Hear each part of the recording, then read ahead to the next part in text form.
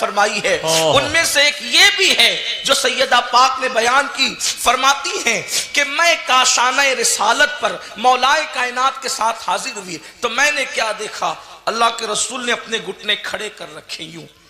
جیسے، اور اس کو اپنے ہاتھوں کا حلقہ بنا رکھا ہے اور اس کے اوپر سر رکھ کر حضور رو رہے ہیں۔ آپ کی بھی اور سب کی توجہ چاہتا ہوں، سیدہ کائنات اپنے بابا کا بیٹھنے کا انداز بیان کریں، پتہ چلا کہ اس انداز سے بیٹھنا بھی میرے آقا کی سنت ہے۔ سیدہ فاطمہ الزہرا فرماتی ہیں کہ میں نے اپنے بابا کو اس انداز سے بیٹھے دیکھا، اور جب بیٹھے دیکھا تو حضور نے اپنا سر اپنے گھٹنوں میں رکھا تھا اور ہاتھوں کو یوں پکڑا تھا، اور اللہ کے حبیب علیہ السلام سر جھکا کر کے آنسو بہا رہے تھے، اللہ کے رسول صلی اللہ علیہ وآلہ وسلم رو رہے تھے۔ جب میں پہنچی تو میں نے اپنے آقا، اپنے بابا مصطفیٰ جان رحمت صلی اللہ علیہ وآلہ وسلم کو اس حال میں دیکھا تو میں نے عرض کیا کہ بابا جان، کس چیز نے آپ کو فکر میں مبتلا کیا، کس چیز نے آپ کو رلا دیا، کس چیز نے آپ کو غمگین کیا؟ اللہ کے حبیب مصطفیٰ کریم رؤوف الرحیم صلی اللہ علیہ وآلہ وسلم ارشاد فرماتے ہیں، میری بیٹی اے شہزادی کونین، دراصل بات یہ ہے کہ مجھے جس چیز نے رلایا ہے وہ یہ ہے کہ جب میں شب معراج کی شب جب میں اللہ کے دیدار کے لیے گیا تو میں نے اس وقت جہنم کا مشاہدہ کیا،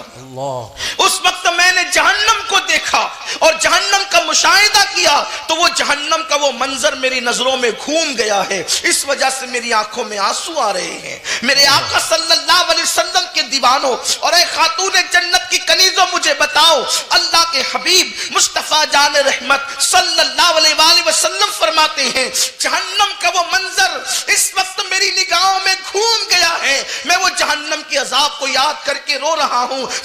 سیدہ نے پوچھا ابا جان وہ کیا منظر تھا جہنم کا، وہ جہنم کا بھیانک منظر کیا تھا؟ تو میرے آقا مصطفیٰ جان رحمت صلی اللہ علیہ وآلہ وسلم نے ارشاد فرمایا، میری بیٹی جب میں نے جہنم میں جھانکا یا میں نے جہنم کا جب مشاہدہ کیا تو اس وقت میں نے دیکھا کہ جہنم کے اندر کچھ عورتیں ایسی ہیں جو آوندے منہ ننگی لٹکائی گئی ہے، وہ جہنم کی کھوٹیوں میں لٹکی ہوئی ہے، ان کا سر نیچے ہے، ان کے پیر اوپر ہے، اور وہ ان کا وجود ننگا ہے، ننگے بدن وہ جہنم میں لٹکی ہوئی ہے۔ اللہ اکبر! میرے سرکار فرماتے ہیں میں نے اس حالت میں جب مشاہدہ کیا تو اس وقت میں نے جبریل سے پوچھا، جبریل یہ کون ہے؟ تو جبریل امین نے عرض کیا، یا رسول اللہ صلی اللہ علیہ وآلہ وسلم، یہ آپ کی امت کی وہ عورتیں ہیں جو کپڑا پہننے کے بعد بھی ننگے رہتی تھی۔ اللہ اکبر! پوچھا گیا یا رسول اللہ کپڑا پہن کر کوئی ننگا کیسے رہ سکتا ہے؟ تو میرے کریم آقا نے فرمایا اتنے پتلے پتلے اور باریک لباس پہنتی تھی کہ کپڑا پہننے کے بعد بھی ان کا جسم نظر آتا تھا، ان